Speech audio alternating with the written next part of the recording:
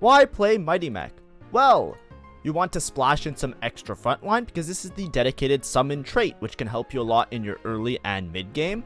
Or you have a strong reroll or fast 9 spots. There are very powerful 7 Mighty Mech boards that actually cap really high, and you want to play a comp that can cap really high, but it's dependent purely on having a good reroll Mighty Mech spot or a good fast 9 spot. Additionally, some problems is that it's extremely dependent on hitting 7 synergy. Mighty Mech does not really function with the 5 synergy if you're playing deep into the Mighty Mech trait, trying to hope that the mech will carry you, and it can also be difficult to play vertical because it does require either some high rolls if you're lower level, or having a very specific spot in order to realize the full potential of the board. However, I do want to make it very clear, if you're just splashing in 3 Mighty Mech for extra frontline, amazing trait that is extremely flexible for most boards. If you like my content, please make sure to like and subscribe. Normally I'm doing daily TFT guides. This one's going to be with the other how to play guides. If you want to see some of the other comps that I'll mention or talk about, those are in the how to play playlist.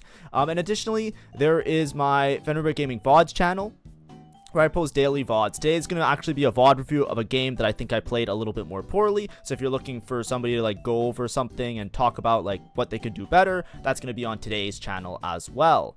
But anyways, let's get straight into it. So what is Mighty Mech? Well, Mighty Mech is basically the dedicated summon trait for the current set. What I mean by that is you play the synergies, either 3, 5, or 7, and you get this extra unit on your board. The extra unit is going to be the Mighty Mech. This mech basically will scale with the star level of the units that you are playing. So if you star up or 3-star all of the Mighty Mech units, the mech will become stronger in return. It's not something that's super relevant because there aren't that many like reroll lines where you're specifically rolling all of the low cost units. But it's something just to keep in mind in case that becomes more relevant in later patches. Additionally, the Mighty Mechs will heal the mech for 12% of the damage they deal. So there's a little bit of a self-sustaining effect to keep this unit being strong in your front line. With the synergies, there is 3, 5, and 7, of which there is no emblem for this trait. So in order to hit 7 Mighty Mech, you need to find the Yone, which is the 5-cost chase unit for the particular trait. When should you play Mighty Mech? Well, a lot of times you're either playing around some of the melee carries, so you're looking for melee style items, or you're looking for AP style items around the AP backline units. So stuff like, mana generation like blue buff, or crit like Jewel Gauntlet can work really well on the AP carries, specifically Lucian and Karma. But then also having melee items works really well because you can itemize some of the early game carries like Gangplank for melee early game, and then you can move that onto the Yone, which is going to be your late game capped unit when you're playing vertical Mighty Mech.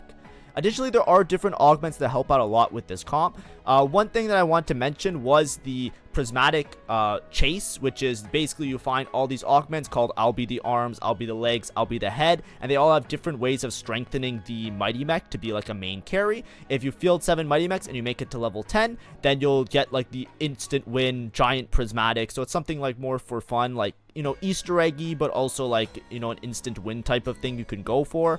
Currently, these augments are removed from the game. I'm just trying to make this video future proof. There's some sort of bug that's associated with them. They said that they will be reintroduced in a later patch, so just keep that in mind. But if you won't be seeing I'll be the head and those ones on the current patch, which is 15.5. Additionally, here I also put invested. A lot of Mighty Mech really revolves around hitting 7 Mighty Mech, which requires a 5 cost. So a lot of times I would treat these boards similar to fast 9 boards unless you have specific reroll spots with specific fruits, which we'll talk about and cover in this video. Of course, a lot of this video is going to be talking about 7 Mighty Mech or playing Mighty Mech as like the main trait on your board and not the splash trait, but I will still mention some of those other boards that use Mighty Mech that you can use intermittently while you're trying to make it to your 7 Mighty Mech fully capped out Giga Juicer board. But anyways, let's go through the units. So of the units, there are 5 Mighty Mech units. The Mighty Mech itself we'll just introduce at the end. As early game units, you have Aatrox. Aatrox is great. Juggernaut and Heavyweight allows them to fit it on a lot of boards, as well as have good synergies for early game. We have Gangplank. Gangplank used to be really broken. Now he's not like that crazy, but he's great at generating extra gold. So if you can itemize a melee early Gangplank, there is a chance you can use that to kickstart your econ a little bit. There's also Lucian. Lucian's an amazing backline unit early game, and I think that sometimes he's a little bit underrated in my opinion. He has really premium features. Basically, he does a lot of damage, AP damage, has Sork synergy, which is nice. which scales up his AP. But then he also has a mana refund effect, where if he misses, he gets mana refunded back. That can really sway a lot of fights, because there's a lot of 1-cost and low-cost units. Typically, they don't have something like that. That's like a premium feature to get mana refunded, because basically if he misses or he whiffs, which a lot of units do, he'll have a way of like counteracting that and gaining the mana back so that he can get a cast off earlier and still keeps like an uptime of damage. So he's really great early game, in my opinion, or one of the better early game units. Additionally, you also have Senna. Senna is a backline unit. She basically shoots like a giant beam and does a bunch of damage that way.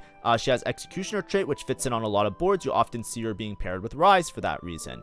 Additionally, we have Jarvan. Jarvan is one of the best units in the game. He's just a 4-cost that does a game-changing stun. He has Strategist, which buffs the whole board as a synergy. But basically, a lot of fights can go hit or miss based on Jarvan getting an insane cast on a board. He can scam so many rounds, and he's often, if possible, fit in onto as many boards as possible, basically. Then you have Karma. Karma usually builds with many of the different Sork boards, and she's like one of the primary damage dealing carries. And then you have your high cap, which is Yone. Yone scales both on AD and AP, so he's pretty flexible with items, but mostly on AD because his active is primarily AD units, so don't get baited too much into building like AP Yone, for example. He also has like a ramping attack speed effect, and he has like a stun where he kind of like jumps towards like far away enemies and stuns them, so he can also sway a fight similar to a Jarvan, which can be very devastating. Of all these units, however, you also get to summon, like if you activate Mighty Mech 3, 5, and 7, you get the big Mighty Mech, which basically scales off AP, gains a shield, and does magic damage. He also can do like a little bit of stunning and like some really great things. So when you get to 7 Mighty Mech, he essentially becomes the main carry of your board, which is what we're going to focus on in this video. Let's talk about some of the different avenues for hitting 7 Mighty Mech and how that can really make a powerful board for late game, because this Mighty Mech is absolutely broken in certain situations. When we're talking about a lot of the boards, however, I would like to mention there are a lot of final boards that play Mighty Mech, but I wouldn't necessarily consider them Mighty Mech boards. It's a great splash trait because it gives you extra frontline. So there's boards like the Sork board, for example. You play around Sorcerer Karma, because Lucian and Karma share a Sork synergy within themselves. Basically, you just need one more Mighty Mech, which Jarvan fits in very nicely. You play a Rise, get Strategist, get Mentor, and then you get an extra frontline unit. For a comp like this that usually is focused on more explosive damage, having the extra frontline is just a great body to help deal with damage absorption that you might need in order to give your Karma time to do damage, as well as your Gwen time to do damage and cast. So you often see this type of board, which we'll come back to later. And then there's also another board that usually uses Mighty Mech, which is this one. This is the Mentor Rise board, or playing around 4 Mentor. Here in this case, you're playing Rise as a main carry, and then you have your 4 Mentors. Because the Mighty Mechs synergize really well, you have Heavyweight Juggernaut for the Aatrox, so you get synergies active on your Kabuko and your Udyr. And then you have Strategist because it synergizes with the Rise, and Executioner synergizes with the Rise. You can fit in 3 Mighty Mech for free. With this board, a lot of times you also can cap around 5 Mighty Mech in certain cases, because Yone also fits in nicely with Edgelord. But a lot of times you're playing either 5-cost high caps, Lee Sin, Yone, or you're playing Volibear as a substitute for Yone if you don't have the Yone 2, which is great. But anyways, what we're going to talk about now, besides that, there's other boards as well, that can use Mighty Mech, because Aatrox has really good synergies, as we saw, 2 frontline synergies, and Jarvan being a strategist that you typically want to play on your board, team-wide buff, and a stun that can sway the fight. A lot of times you'll see Mighty Mech just splashed in on some boards, and it's also great in an early and mid-game scenario. However, what I want to talk about today, when we're talking about how to play Mighty Mech, the main way that you play Mighty Mech is 7 Mighty Mech. Right, 3 Mighty Mech, it's kind of like splashing on different boards that are more like, separate traits or separate synergies. If you want to know more about those boards, I have done how to play guides on them. Like, there's a how to play Mentor video right here that talks about that Mentor Rise board in excruciating detail. So you can check out stuff like that I made content for. But if we're talking about Mighty Mech, there's also this 5 Mighty Mech.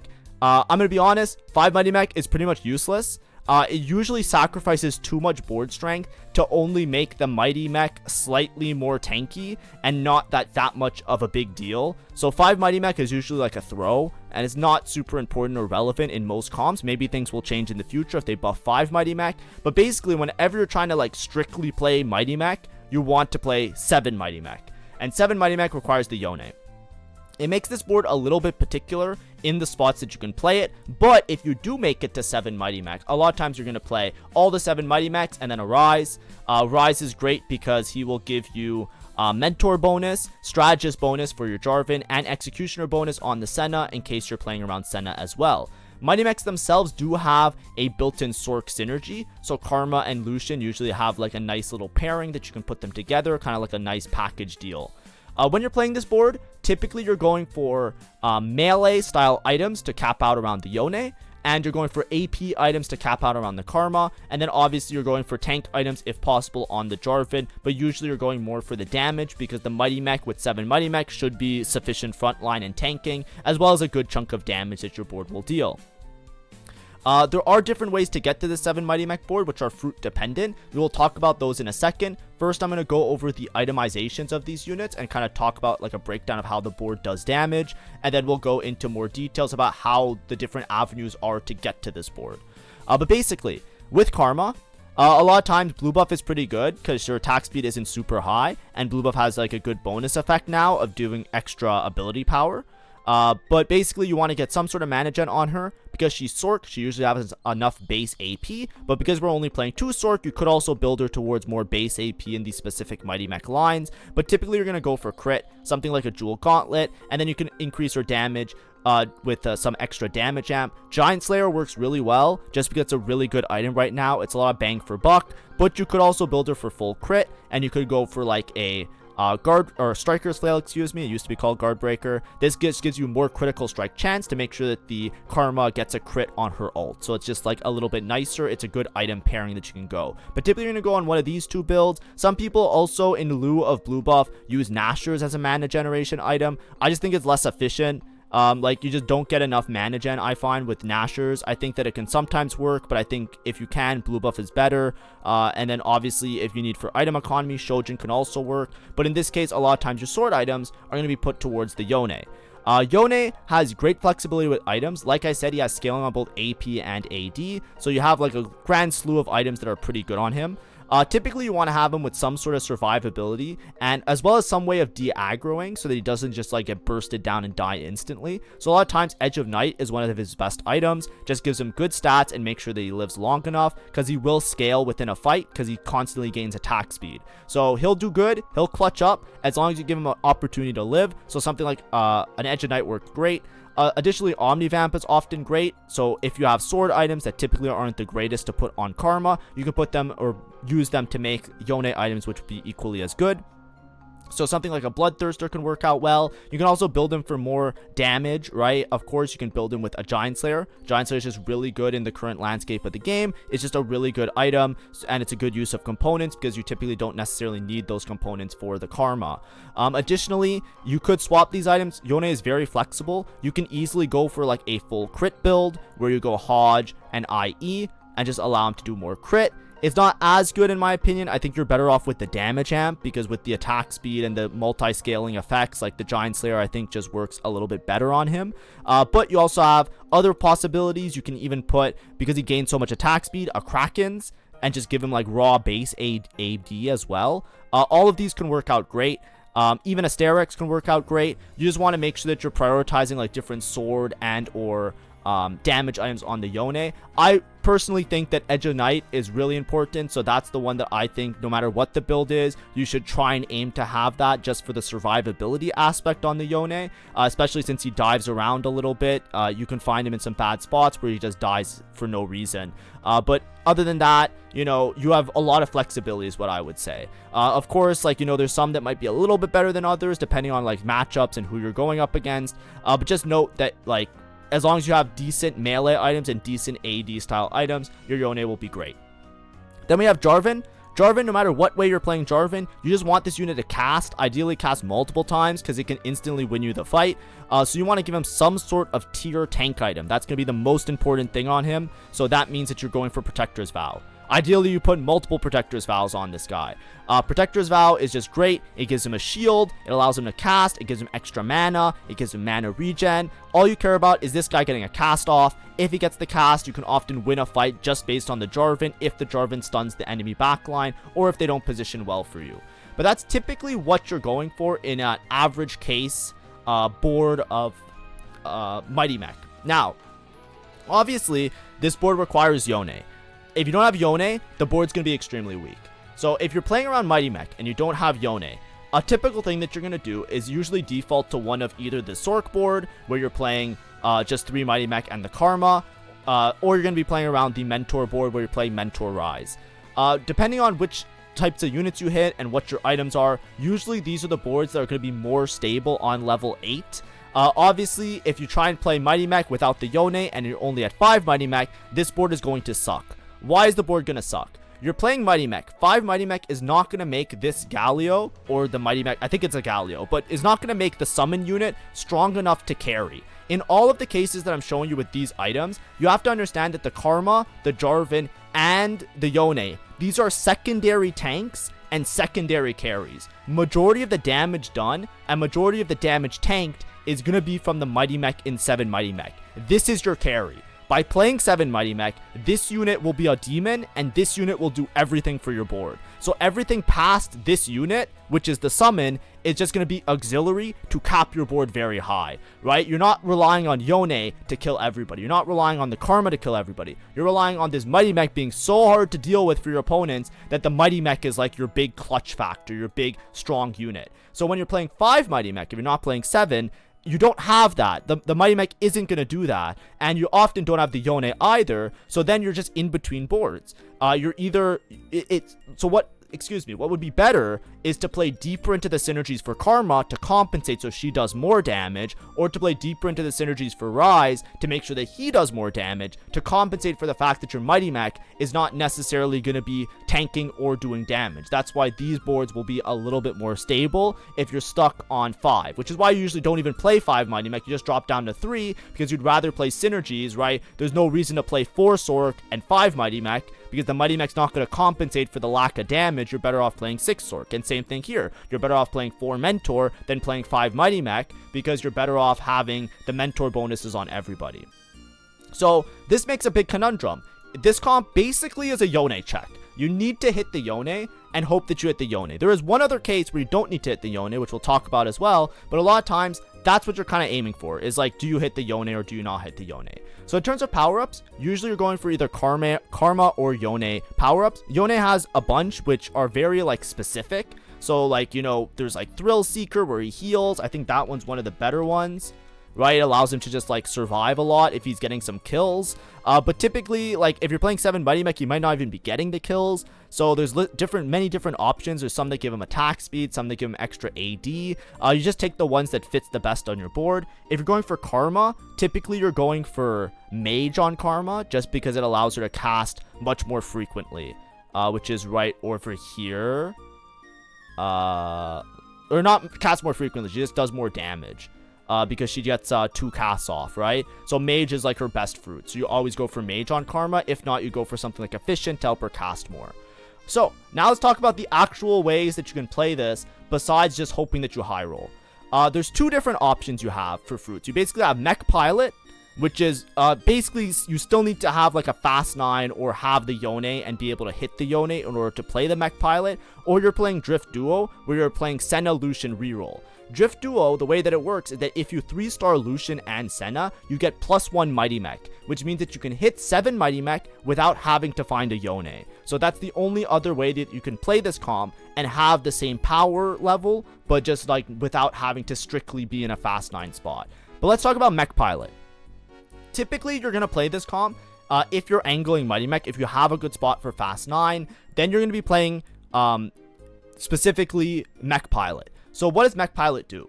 Mech Pilot, basically, if you have 1 active, you will pilot the mech. It will give you some of your stats, HP, AD, attack speed, and AP. When you're at 60%, or when the Mighty Mech is at 60%, then they will be ejected from the pilot. From the mech. When you have 2 in, then the mech also benefits from the pilot traits. This is the broken part. 2 Mech Pilot takes your already really strong frontline unit and turns it into an absolute monster, even more so than before. And this is extremely high cap and can be extremely devastating. And it recently got changed now that if you have 1 Mech Pilot, you will always get offered the 2nd Mech Pilot. So it's very easy to actually hit the 2 Mech Pilots, similar to how fan service was for Zaya Rakan. So what you really want to do is you want to put in Lucian and Senna. These two units are going to be your mech pilots. Why Lucian and Senna? Well, first of all, Lucian and Senna are typically not going to be itemized on the board. So you don't care too much about the Lucian and the Senna being inside the mech, because otherwise you're putting a valuable unit. Like if you put on Yone and Karma, you're losing out on these units doing damage alongside the Mighty Mech, and those are typically going to be your itemized units. So you want to put units that aren't super useful or super important on your board. Additionally, with this board, you often play Rise because of all the synergies. So when you have the two mech pilots, the Mighty Mech will benefit from their traits. So what you're going to get from this is you're going to get Sorcerer and Executioner on the mech pilot, which is going to help him because he does AP damage anyways. You're going to give him extra Sork, which is more AP, and you give him Executioner, which now got bug fixed. It actually allows him to crit on his ult. So now his ults can crit, which is massive. These are two extremely powerful synergies. Additionally, with some high cap versions, you could also go for Gangplank Duelist or Aatrox for the frontline synergies and make it more tanky. Of course, those are options, but typically you're going to go for these ones just to make it more of a damage dealer and to make this mech do as much damage as possible. When you position them, they will just get sucked in, so just put them closer. It's usually, I think it just takes less time, because I think if they're far away, sometimes it like takes a second for them to go in. I don't know, but usually just position them like this, and then position all your other units, and then you zoop up. You make your Mighty Mech a lot more powerful and extremely strong with these synergies. Additionally, when you have this active, you typically also stack extra items for the Mighty Mech. So, you know, if you have augments or you have a plethora of items, you can often put like rod items on these units, or even like, you know, items that just give HP and AD, just stats in general. Like Starex can also work really well, but typically you're just like shoving these items on these units just to power up the Mighty Mech even more. So, you know, if you have like Wand Overflow or Belt Overflow, for example, these are things where you can just put a bunch of belts, put a bunch of rods, and it just makes your Mighty Mech tankier and more damage, like more AP to do more damage. So that's typically how you play around that trait. Usually you roll for it on Lucian. You roll for it first on Lucian and then Senna, but it depends how many fruit removers you have, obviously, because it's more likely to be found on Lucian, but a lot of times when you're playing this board, you're rolling on either level 8 or level 9 for this particular variation. So if you're rolling on level 8 or level 9, either you're going on level 8 because you have a huge HP lead, so you're just going to hope that you hit a Yone, and if you don't, you'll try and make it to level 9, or you're fast 9ing and you already are level 9, then you're rolling on level 9. It's going to be harder to find extra copies of Lucians, so you can't sell the Lucian to remove the fruits. You have to actually dedicate your fruit removers. However, it is more likely on the Lucian. As soon as you hit it on one unit, then you can use the other fruit on the other unit, and that way you'll get the two mech pilots to make this board actually really strong. And then, of course, you can then itemize all your other units with your other items to make sure that they're as strong as possible. Another thing that's really important to note, one of the most powerful options for mech pilot is flexible. This is tech that I think was like I want to give credit where credit's due. I think it was a player from Korea server that was talking about it and was like explaining it. I recently saw it on a Kiyun stream where it was like insane. It beat like capped Crystal Gambit as well on the previous patch. But basically you get a random emblem, and this just gives you a bunch of emblems, and your team gains 20 health for each emblem. This augment is usually just like nice to just like get a bunch of emblems and play around them. And in the past it was really strong. The reason it's so strong for the Mighty Mech is that with two mech pilot, this benefits from all the traits, and it works with the emblems. I think in the past it didn't, or something was bugged. It does work with the emblems now. I saw it with my own eyes. So if you don't think it works with the emblems, I don't know. If it does, if it's not supposed to, I don't know. But basically, you can just stack all these extra synergies on these units. Like, ideally, you get stuff that also synergizes with the board. Wraith, for example, is broken. Just find a Wraith unit and play it on your board. Then the Mighty Mech is Wraith, and now it gets healing and damage as well with that, right? But basically, like, as many synergies as you can find with those extra emblems that you get, random or otherwise, you can actually feed them into the Mighty Mech, and it will benefit from all of those extra synergies as well. So basically, you're taking an already, like, Giga unit, and you're making even more Giga. I think that Flexible is so strong that it actually makes the Mighty Mech pretty stable with even 5 Mighty Mech. Now, I might be wrong about that, of course, because I don't have as much. It's a very specific situation, so I don't have personal experience with it. I only can do it bi-curiously, or like you know, watching it like through other people playing the comp, right? But 5 Mighty Mech I think is still strong. It's strong enough with flexible that 5 Mighty Mech with 2 Mech Pilot actually stabilizes you, that you can wait and then eventually hit the 7 later, is what I'm trying to say. So those are the tips for if you're playing it around flexible, and then obviously with Mech Pilot, which is a very strong option. And then stack HP, AP. You can even stack some of the other stats, make sure that the mech becomes extremely powerful. The other option that you can play around the Mighty Mechs is with Drift Duo. So Drift Duo is a little bit awkward in my opinion, and it could be a very easy way to just throw a game and go 8th. But basically what you do with Drift Duo, let me just remove some of the items here. Let me remove these star levels. Boop. And then let me remove these items. And let me remove the Yone. Basically, you're going to have a board that looks something like this. And what you're trying to do is go for Lucian 3-star and Senna 3-star. And a lot of times you can also go for Aatrox 3-star if you have like an insane rolling augment like Prismatic Ticket. I've seen people also go for Gangplank 3-star, but this one's usually a waste of gold because he's a little bit more expensive. But typically you go for these 3 units as your 3-star units. What you're trying to do is specifically cheat having to find the Yone and get to 7 Mighty Mech with just hitting the 3-star Lucian and 3-star Senna, because you'll get +1 to Mighty Mech, which means you'll get to 7 Mighty Mech. It recently got bug fixed, so it's a lot better right now. So basically, you'll be 5 Mighty Mech for a while, and you're hoping that Mighty Mech, which is pretty good early game, you can use that to tempo and play very aggressively, and you're hoping to find extra copies of the other units like the Jarvan and the Karma to complete your board on a level 7 or level 8, right? In this case, this is a level 7 board where you have the Jarvan, you play the Rise for the Executioner synergies, and you have everything going. In terms of Lucian, you can build them very similar to Karma, either blue buff or Shojin, whatever your items dictate that make it pretty good. And then often you're playing some sort of crit build similar to Karma because he has a very similar effect. He's Sork, he does AP damage. Senna is an Executioner, but you're not playing deep into the Executioner line, but a lot of times base stats work really well on her, and then you can build her an extra crit item to kind of build towards that crit. To make it more likely that she actually gets the crit off. Even stuff like IE can also work on her because you're only usually playing 2 Executioner with this board, so even it just gives her more crit. It just helps her out a little bit more, but it's a little bit wasted because obviously your ults could already crit with the items already in place. With this board, however, you don't need to hit Drift Duo on both of them, obviously, because all you need is, I think you just need Drift Duo on the Lucian, and then you can go for like Sky Piercer on Senna. But a lot of times, what you're trying to go for is 3-star on both. The reason this board's a little bit awkward is that Lucian 3 is a little bit hard to hit at higher levels, and the separation in gold between Lucian and Senna, or cost between them, is high enough that it's really awkward to roll for both of them at the same time. So typically what you're going to do is you're going to play it from a really high roll Lucian spot. Maybe you start the game off with 6 Lucians, you start the game off with like, you know, a lot, or you have worth the weight Lucian or something like that, where you can easily just go for Lucian, hit the Lucian early, and then push levels, and then roll on level 6 for the Senna.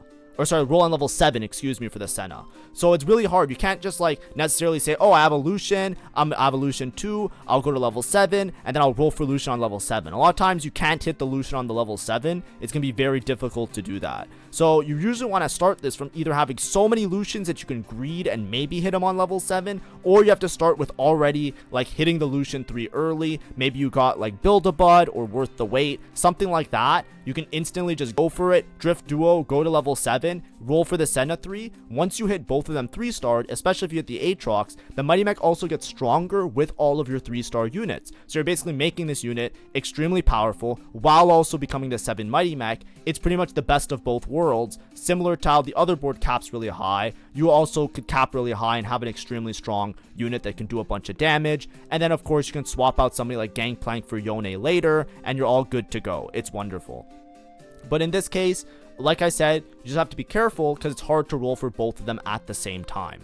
What ends up typically happening with this that I see is that people kind of go for it. You either roll too much for Lucian and then you don't have enough gold to hit the Senna, or you try and roll for everything with the Senna and then you're just never stable because you don't have the benefit of like winning or win streaking with the Lucian 3 early, so your stage 3 is a little bit shaky. But of course it is possible, it is good. I'm very like reserved in how I approach the game. Like I always try and pick consistent, reliable comps. In all of the cases here that I'm showing you today, Mighty Mech is very risk reward, right? If you hit 7 Mighty Mech, it's a very strong and easy win out a lot of the times, or at least like a top 1, top 2 if somebody else has some high crazy win out potential, or you just go 8th, because if you don't hit 7 Mighty Mech and you're stuck on 5 Mighty Mech for too long, you're just dead in the water. So a lot of times what I prefer to do is more angle towards these Sork comps or this Mentor comp, and if I happen across a Yone, then I'll pivot into 7 Mighty Mech, right? Like if I'm rolling for Sorks, I roll for Karma, and I hit a Yone, it's like, okay, I'll keep the Yone on my bench, maybe I can just play Yone, because if I'm playing Karma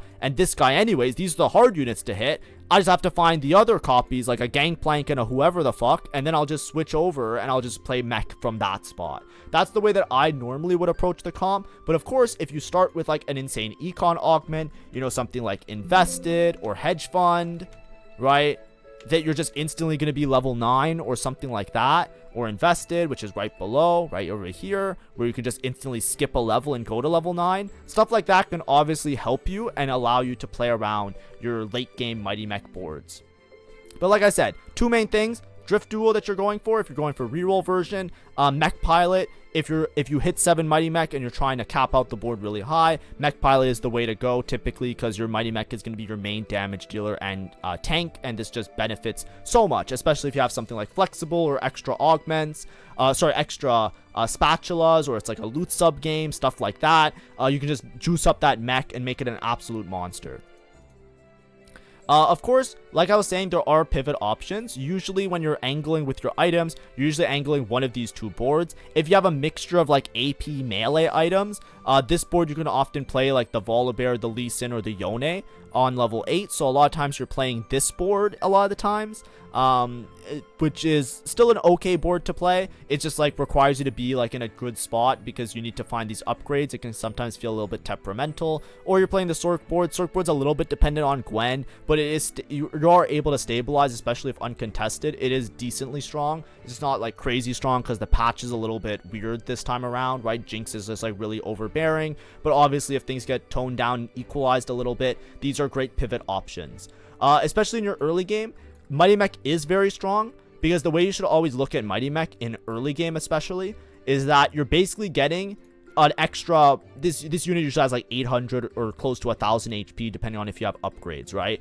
3 Mighty Mech early is insane, because you can imagine when a board only has 4 or 5 units on it, having an entire extra unit is like a 20% increase to your tankiness and your damage dealing, right? It's a massive increase to your board strength. So a lot of times these summon traits are very strong early game. They're going to be very strong on stage 2 and very strong on stage 3. So a lot of times you're holding on to these Mighty Mech units early because you can easily just win streak or do really well and be in a very strong advantage in this early game. It also sets you up really well for a lot of these boards that are more like dependent on econ and playing from an advantage. So a Mighty Mech opener has really good leniency to go into these boards, and then obviously if you get a fast 9 spot, you can go into the 7 Mighty Mech board. That just requires a little bit of extra gold, a little bit of extra HP, but this is a very high cap potential option, which usually starts from having a very strong early game. So, you know, you start the game with like upgraded mech units. Mighty Mech's going to be strong, play some extra synergies for everybody. Juggernaut's great early as well, because even Neferi's a great early game unit. You can easily streak with a board like this, and then get a Lux in for Soul Fighter. Bang, you're off to the races. This is like an instant like 5 streak, right? There's gonna be very few boards that are better than this on stage 2. So it's something like that that really puts you in a good spot. That's usually how you approach the comp. You're usually not pivoting into it. You're usually playing it from having a lot of the low copy units. Additionally, having upgrades on the lower copy units is going to help your Mighty Mech be very strong, both early game and late game. So a lot of times you want to have some of these upgrades to play off of into your late game as well. So what are your conditions for success? I've kind of alluded to it a lot before. And I kind of gave you like, you know, obviously, like I said, I usually approach comps with more of like how consistent can it be. Of course, you can play it, and if you don't get punished, you can, and you're always making it to level 9 in your games, it's a very good comp to play because it does cap very high. But a lot of times you're really looking for either the strong reroll option, really indicative of playing around Lucian, right? If you hit the Lucian 3 early and you know that you can play around Senna, then you can go for the Drift Duo. That's going to be a pretty viable option. Or you're going for a fast 9 spot, right? You want to make sure that you have either the gold to roll a lot on level 8, while still having gold to be able to make it to 9 to guarantee the Yone, or you just gotta hope that you can play something else, right? You want to use the early game Mighty Mech tempo to play one of the flexible AP lines. Of course, if you hit an early Yone, the comp is just open, right? That's just a possibility. Yone, you see a Yone, if you're already angling towards one of the AP lines and you see a Yone, it's a great pivot option into it. It just shouldn't be your game plan number one, but you should always have the option of either or, and then you can slowly transition into the 7 Mighty Mech to cap your board really high, or to play around that board and then maybe put in like the mech pilots and just have everything work out. But it really is dependent on an early Yone, so I don't recommend just aiming for it, because if you miss on the Yone, you will pretty much lose every single round. Like, it is very hard to stabilize with like a 5 Mighty Mech board. So a lot of times, like I said, you're aiming for some of the other AP lines. Additionally, if you have early econ encounter, or you have augments that really are indicative of strong econ, you can just go straight 9, right? This can be another one of those fast 9 style boards. You know, maybe somebody's playing around Varus, maybe somebody's playing around TF, maybe somebody's playing around like Zyra or something. This is an option where you can just like play around the Yone and cap out really high with that extremely powerful mech. Additionally, solid AP and melee items also work really well, because the melee items are very easy to transition to, especially if you're playing like a Rise board. You can play on a Volibear or a Lee Sin, or eventually put on the Yone. And of course, AP items work really well, either for Karma or for Rise. Depending on your spot, you'll build them a little bit differently. Rise, you want more AP. Karma, you want more crit, because Karma gets AP, Rise gets crit, based on their own synergies. So build your units with items that make sense with their synergies. Of course, like I said, this guide is mostly about playing vertical Mighty Mech. So in the case of vertical Mighty Mech, you want to make sure, which when I say vertical, I mean playing 7 Mighty Mech, like deep into the trait. Either requires high rolls, strong econ. If you hit the Yone, you hit the Yone. If you don't hit the Yone, it's very hard. So be careful. But anyways, thanks for watching. Hopefully I talked about the different variations of the fruit builds in a way that's kind of meaningful, as well as I gave you an overview of the items. Like I said, if you're looking for other boards that use Mighty Mech, I do the other how to play videos. So I already talked about things like the mentor boards and things like that. Some of them are a little bit outdated because some of the fruits changed recently. But for the most part, you can check out those, and those will help you out a little bit more in finding like other options from an early Mighty Mech spot, especially if you don't hit the Yone. But thanks for watching. Have a great day and see ya. Bye-bye. Also, hero augments tomorrow. I'm working on it. So I'll do a hero augment guide tomorrow if you're interested. Thanks for watching. Bye.